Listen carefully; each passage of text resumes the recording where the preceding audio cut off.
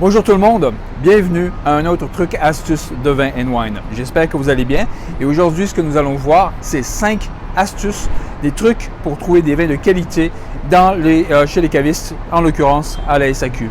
Alors la première des choses au niveau des ateliers, quand je fais des ateliers, une fois que j'ai présenté les vins locaux, des vins québécois, c'est la première chose que les gens font. Ils se dirigent directement dans la section du Québec parce qu'ils savent que ce sont les vins qui sont effectivement, comme tous les autres produits, des vins de qualité. Donc voilà, ils se sont refait le palais pour apprécier les produits locaux. Donc ça, c'est l'astuce numéro 1. Quand vous allez dans une SAQ, essayez de voir ce qu'il y a de local et essayez-le. Essayez encore une fois d'éduquer votre palais dans les produits locaux. Astuce numéro 2. Celui-là, c'est les vins bio, les vins organiques. Voilà, j'en ai un ici. Moi, ce que j'aime beaucoup, c'est l'étiquette verte. On va avoir comme ça une petite feuille européenne. C'est évidemment européen. Et puis, vous avez agriculture biologique. Évidemment, agriculture biologique veut dire c'est au niveau de la viticulture qu'on va éviter de mettre des produits chimiques, mais c'est possible qu'il y ait des adultérants qui soient rajoutés par la suite. Donc, je préfère beaucoup plus la petite feuille verte européenne qui permet de savoir que c'est un vin organique, un vin biologique. Troisième astuce qu'on va retrouver, c'est le poids de la bouteille. Mais oui, le poids. Voilà, j'en ai un ici avec un poids assez conséquent. Il fait près de 900 grammes, un peu plus de 900 grammes en fait. Et il y a une logique derrière. C'est que moi, quand je me présente chez un vigneron, la première question que je leur pose, c'est pas bon, comment vont vos vins. Non, je leur demande comment vont vos bébés, puisqu'ils en prennent soin depuis la naissance. Et quand on a un bébé comme ça, auquel on a une certaine fierté, on veut le protéger. On veut le protéger d'accidents ou de renverser le truc, de l'échapper. Et c'est pour cette raison qu'on va mettre un verre qui est quand même assez conséquent pour s'assurer que ce vin ne va pas être perdu. On n'est pas tant au niveau de la bouteille, mais c'est sûr que le jus qui est à l'intérieur, on veut le protéger. Donc, encore une fois, ça c'est important. Au niveau du poids, ce sera à partir de 400 grammes et moindre. C'est sûr que la valeur de la bouteille est plus importante que la valeur du vin. Donc, je ne sais pas pour votre santé, mais c'est sûr que ça a évité. Entre 400 et 500 grammes, il y a encore un risque que ce soit un vin qui a été adultéré. Donc, la valeur n'est pas très importante. C'est vraiment à partir de 600 grammes qu'on commence à mettre des valeurs économiques pour s'assurer de protéger un bébé qui, lui, en vaut la peine. Donc, quand vous avez un bon poids au niveau de la bouteille, c'est là où ça commence à être intéressant. On pourrait dire, ah, voilà peut-être un bébé qui veut être protégé. Quatrième astuce qu'on va retrouver, c'est l'étiquette. Donc, comment est-ce qu'on lit une étiquette? Il y a 4 types d'étiquettes très distinctes. Les premiers qu'on a retrouvés, c'est davantage les étiquettes artistiques. Bon, c'est à peu près après la Deuxième Guerre mondiale qu'on les a vus apparaître. C'est le baron Rothschild, le pauvre. Il avait un dilemme. Il adorait regarder ses vins et il se demandait comment est-ce qu'on peut les rendre aussi attractifs, autant au niveau du jus en lui-même que sur la bouteille. Et c'est là qu'il lui est venu l'idée de demander à des copains artistes tels que Picasso, Chagall, Dali et plein d'autres de peindre les étiquettes de ses meilleurs crus. Alors en associant ici l'art vinicole avec l'art de peindre, il a fait en sorte que ces vins soient aussi magnifiques, aussi attractifs à l'intérieur qu'à l'extérieur, créant ici une belle anticipation. Un autre étiquette qu'on retrouve, ce sera historique. Historique, là, on a affaire à un passionné de son terroir. Il a envie de parler de son terroir, d'où il vient, de pouvoir le mettre d'avant. C'est un peu comme celui-ci qu'on va retrouver. Donc, on parle vraiment du terroir.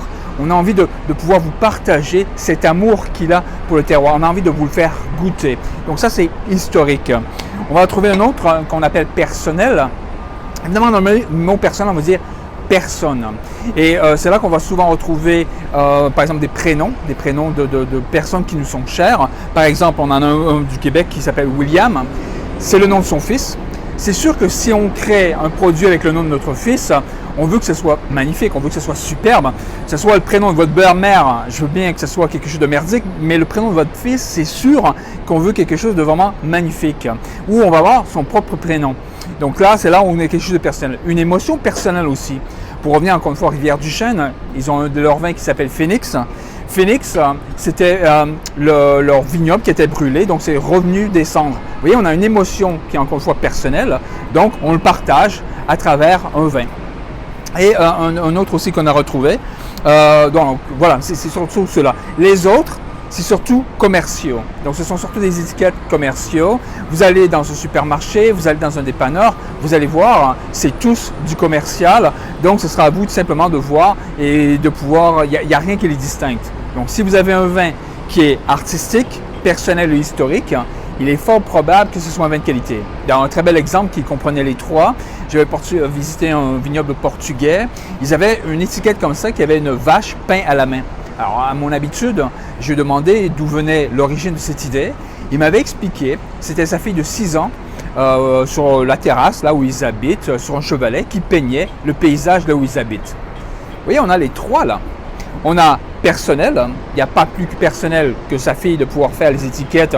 En plus, il avait même donné son prénom, c'était Cuvée Gabriela. Historique, même elle a tellement enchanté par le lieu où elle habite qu'elle le peint, que ça l'inspire. Et on va avoir personnel historique, artistique. Voilà, il n'y a pas plus artistique d'une fille de 6 ans comme ça qui se met à peindre sur un chevalet. Donc, vous voyez, si on a ces trois articles, ces trois sujets qui se différencient, c'est sûr qu'on peut arriver à quelque chose de très très bien fait. Et une autre astuce, mis à part ces étiquettes, ce sera le numéro de téléphone du vigneron. Donc là, ici, j'ai son numéro de téléphone. C'est un vigneron qui a une certaine fierté de son produit et qu'il se met d'avant pour que vous lui téléphoniez et que si vous avez un problème ou une manière de pouvoir l'interpréter, c'est que vous prenez la peine de lui téléphoner.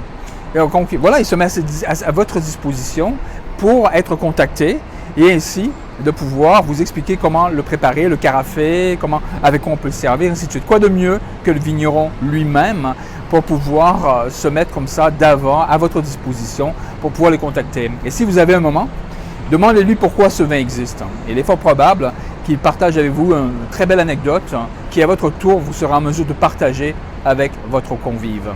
Donc voilà, c'est un peu les astuces que je voulais vous présenter aujourd'hui. J'espère que ça vous a plu, j'espère que ça va vous aiguiller à pouvoir ainsi choisir des vins de qualité quand vous allez à la SAQ, chez le caviste. Et puis bon, si ça vous a plu, simplement de partager encore une fois sur Facebook. Je pense que ça vaut la peine que les gens autres qui vous entourent soient en mesure eux aussi de savoir discerner les vins de qualité.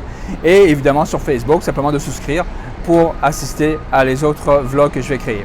Encore merci à tous pour votre temps et je vous souhaite à la prochaine.